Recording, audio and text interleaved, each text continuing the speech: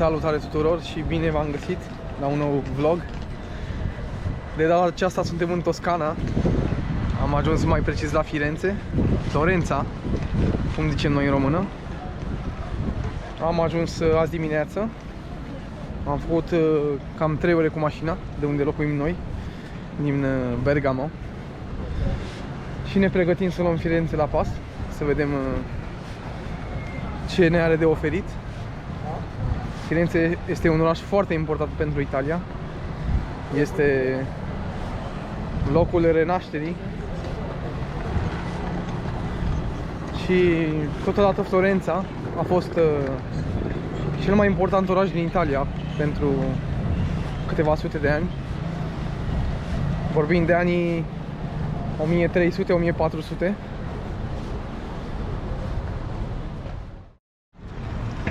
Sunt foarte mulți turiști.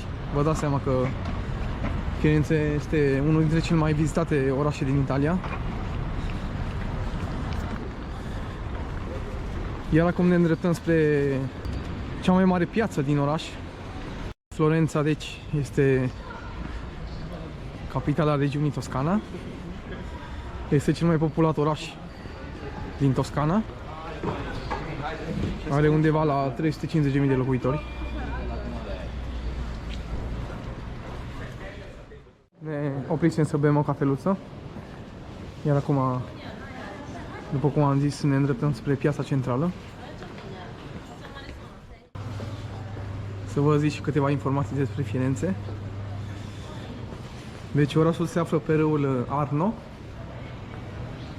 și este foarte important pentru istoria lui în Evul Mediu și în Renaștere mai ales. Pentru arta și arhitectura sa.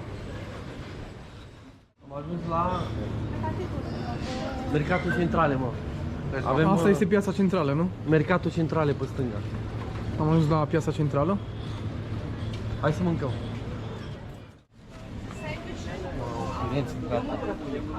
Da, miroase puțin la piele, nu? Da. Pe acolo mi-o intrare? Priviți cum arată aceste brânzeturi. Arată foarte bine. E ceva în salamurile.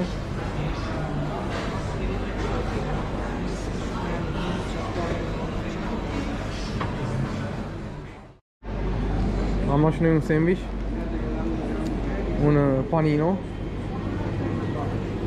crudo, burrata, care este o brânză foarte cremoasă, foarte bună, proaspătă.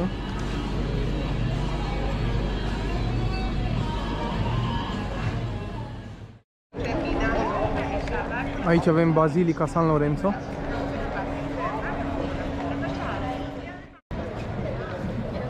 Este considerată prima catedrală din Florența. Astăzi este zi liberă în Italia, este 1 noiembrie. Este zi de sărbătoare. Mai precis este ziua tuturor sfinților. Și am profitat de această ocazie să venim aici la Firenze. Am ajuns și la catedrala Santa Maria del Fiore. Priviți cât de frumos arată.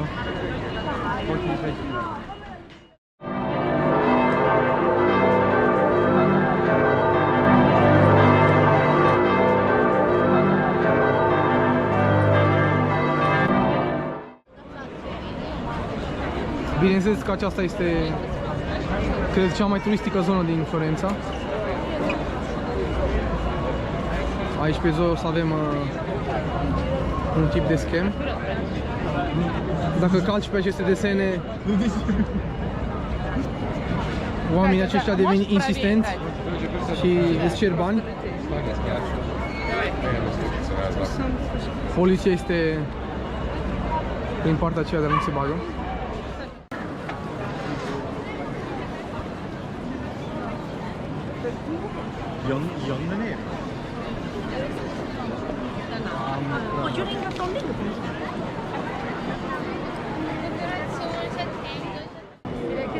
Această catedrală este considerată ca fiind una dintre cele mai mari din lume și uitați de ce. Este din anul 1200. Marmura aceasta este foarte frumoasă. Florența este considerată capitala artei. Vă dați seama că fiind zi de sărbătoare este foarte aglomerat.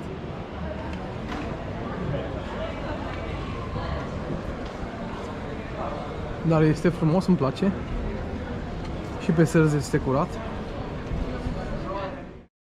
Am ajuns în acest moment în piața de la Signoria.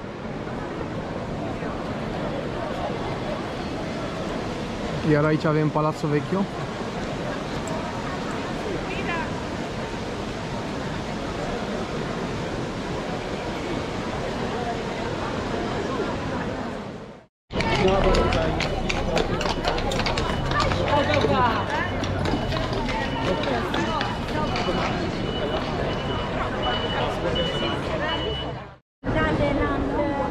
Orașul Florența este considerat ca fiind unul dintre cele mai frumoase din lume, cu o istorie și cultură impresionantă.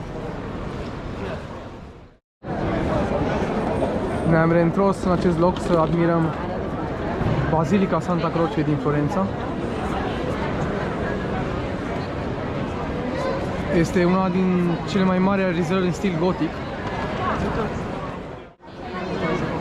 Această clădire este cunoscută faptului că adăpostește monumentele unor personalități foarte importante, precum Michelangelo, Galileo Galilei, Gioachino Rossini și așa mai departe.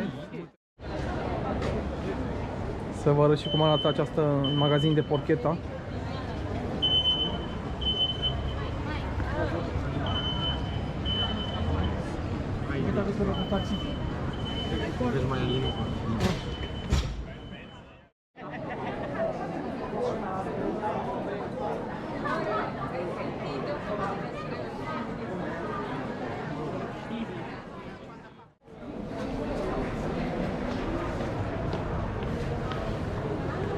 Acela este Ponte Vecchio și este una dintre cele mai fotografiate locuri din oraș.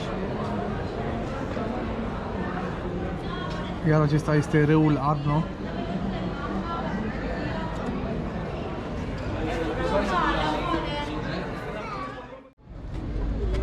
Înainte eram pe podul acela, Ponte Vecchio, iar acum am venit pe podul din față. Priviți ce frumos se văd reflexele apei.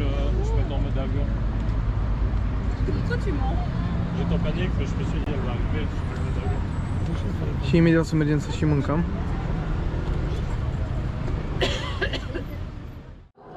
Ne-am oprit în această trattorie să încercăm ceva local.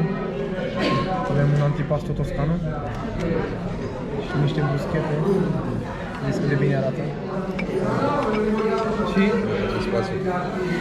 am luat și un vin roșu Chianti. Poftă bună! Grazie! Asta e clar. Ne-a venit și Fiorentina. Vezi cum arată? Deja nu pot să gata. Poi di cavolo. Che carne aici, frate? Da, asta e un carne tipică din Florența. Tocmai ce am ieșit de la trattoria. Am mâncat foarte bine. Și ne îndreptăm spre Piazzale Michelangelo, de unde se vede foarte bine Florența de sus. Este o zi foarte frumoasă.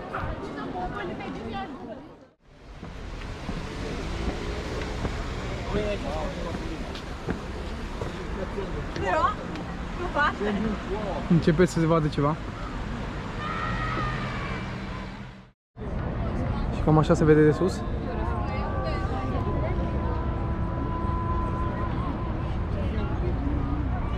Avem în stânga Ponte Vecchio.